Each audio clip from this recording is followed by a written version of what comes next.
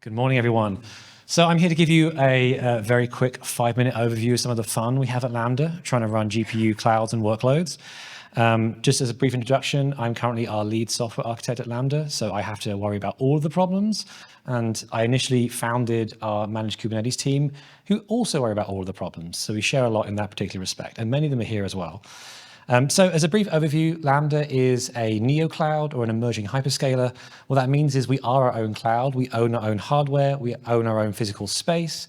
We build everything from essentially the power upwards. So our providers do power and HVAC. We then build that in. What that means is we love Kubernetes so much, we run it twice. We have our platform Kubernetes that runs on our physical hardware. And then that essentially runs the portions of our cloud, the services, the databases, all the things you're used to. That's I'd say relatively standard. There's still some fun stuff in there, Kubernetes, but that kind of runs all the components of our cloud. Our cloud itself runs on top of that. That provides virtual machines or bare metal as a service. That's kind of pretty standard traditional thing you're probably all used to.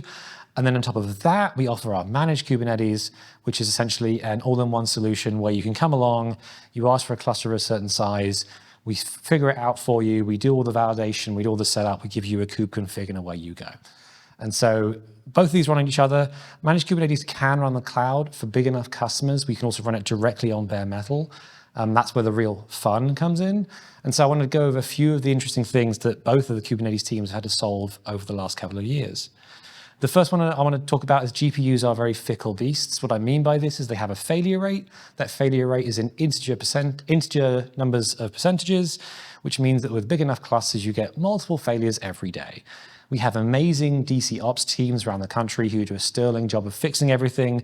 But what this means is you're dealing with machine failure as a just normal rite of passage. Combined onto this, because of the way training clusters especially work, servers aren't just fungible, they have fixed physical locations. The wiring to these machines for their InfiniBand connection is microsecond sensitive. You can't just replace a machine with one even on a few rows away. It has to be in the same rack and preferably in the same physical slot.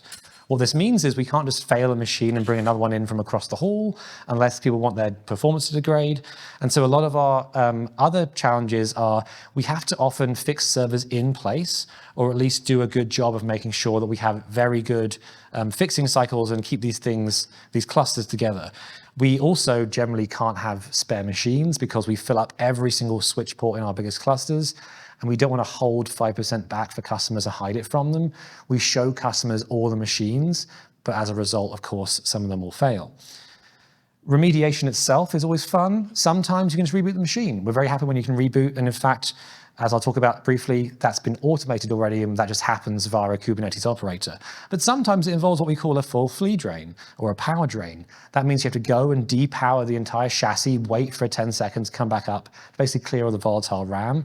That's fun because it means now the PDUs are part of your Kubernetes cluster. Isn't that enjoyable? And then finally, the other problem is when a problem happens on a node, we will cordon it automatically. Obviously, we have things that monitor for health.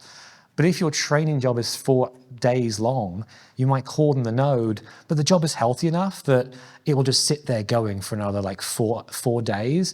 And your team is just like looking at their watches, waiting for the node to finish cordoning on a scale of like potentially a week or more. So these all make operating things a little bit harder. We do have some solutions to these problems. Obviously, that's kind of some of the things we do. Continuous validation, one of the things the team's worked on most recently, and I'm really proud of. This runs in the cluster continuously to make sure all the different we have like 4 or 5 different networks per machine are all running properly. As I mentioned, fully automatic remediation. And so when we do detect problems, we try and cordon the node. Once it's fully drained, then we try and reboot it. And then the power draining will happen as well after that. We have written our own bare metal cluster API provider, so that ties into the cloud aspect of all of this. So we can go, I want a cluster this big, and it just goes and launches one. Obviously, is a huge benefit for us. We are looking at predictive failure analysis. We have tons of metrics, thermals, power draw, everything, all these machines. So we're trying to figure out, can we tell a machine is going to fail before it does? Can we proactively schedule away from the node or have its priority be lower? So if you're using like 2/3 of the cluster, you don't land on those machines.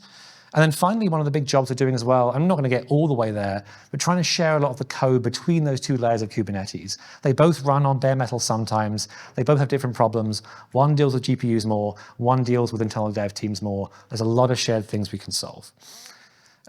What I end with here, though, is one of the reasons I love working at Lambda is that GPU workloads are still a very excitingly unsolved problem. There's lots of weird things that we solved many, many years ago in the rest of the industry for CPU workloads. So I'll leave you with that. If you're interested in working at Lambda, please come visit us in the booth just outside here to the right. We are hiring for a ton of positions, and myself and some of the hiring managers would love to talk to you. And with that, thank you very much and enjoy the rest of the day.